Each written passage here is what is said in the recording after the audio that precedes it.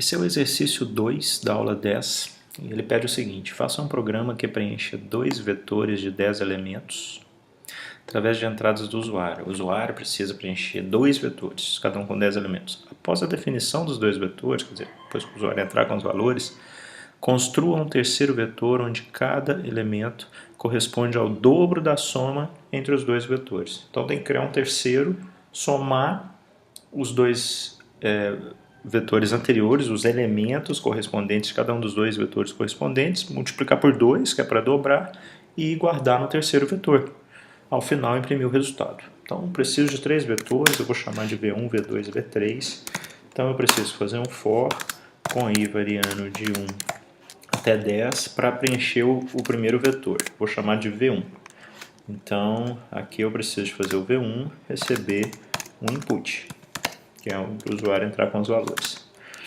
Então, entre com valores do, vou aumentar a tela aqui, do primeiro vetor, espaço, pronto.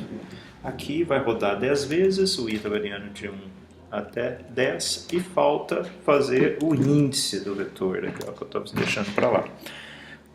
Por quê? Porque se eu fizer só V1 não funciona. Eu não posso preencher um vetor inteiro com um único input. Por isso eu faço o for para entrar com cada um dos elementos do vetor. Então, qual elemento eu quero preencher? O de índice i, que vai começar valendo 1, depois 2, depois 3, assim sucessivamente, até 10. Bem, isso aconteceu para o vetor 1. Agora, vamos fazer igual para o vetor 2, mesma coisa. Vou até copiar aqui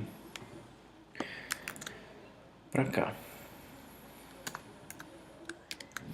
Então agora, posso usar o mesmo i? Claro que posso usar o mesmo i. Eu só preciso colocar em outro vetor, o vetor 2. O i terminou de ser usado aqui em cima, eu posso usar ele agora para um outro fim aqui, que é para o outro for. Então a mesma coisa, só que é do segundo vetor.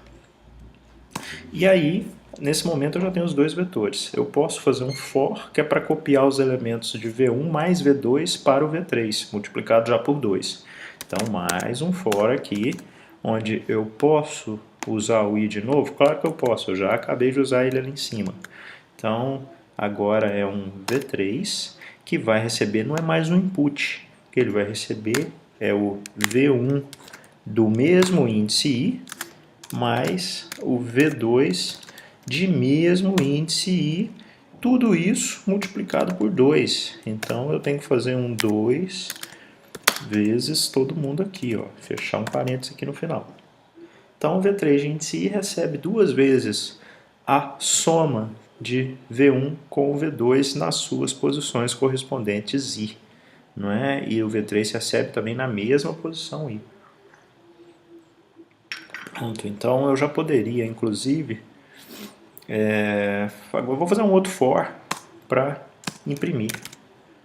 Eu poderia imprimir logo depois aqui, às vezes o programa pede para fazer tudo e imprimir só depois. Eu poderia dar um printf logo aqui embaixo para imprimir cada elemento do vetor.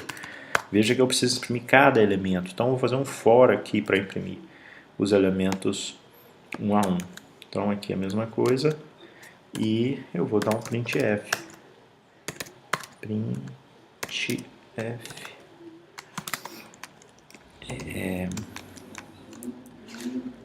Elemento posição %g é igual a %g.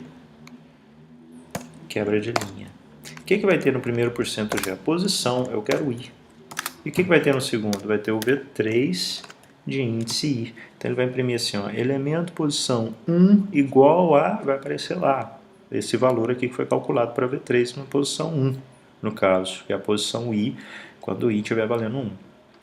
Bem, é isso. Podemos executar. Está aqui do lado. Entra com valores do vetor 1. Então vamos fazer assim, eu vou preencher o valor 1, o vetor 1 todinho com 1s. Aliás, os primeiros 5 elementos vai ser 1 e os outros vão ser 3. Olha ali, já mudou para o segundo vetor. Ó. Então agora vai ser, nos primeiros 5 elementos vai ser 2. Agora os próximos vão ser 4. Olha, o que ele fez? Então, elemento posição 1, 6, 2, 3, 4, 5, tudo deu 6. Por quê? Porque a soma de 1 com 2 é 3, vezes 2 é 6, porque foi multiplicado por 2 aqui. Então, imprimiu corretamente. E a soma de 3 com 4 dá 7, multiplicado por 2 deu 14. Então, ele imprimiu corretamente, fez o que precisava, pelo menos para esse teste que eu fiz, o que significa que deve estar tudo certo. O programa é simples, não deve ter mais nenhum outro problema. Então, já terminamos. Encerramos o exercício 2.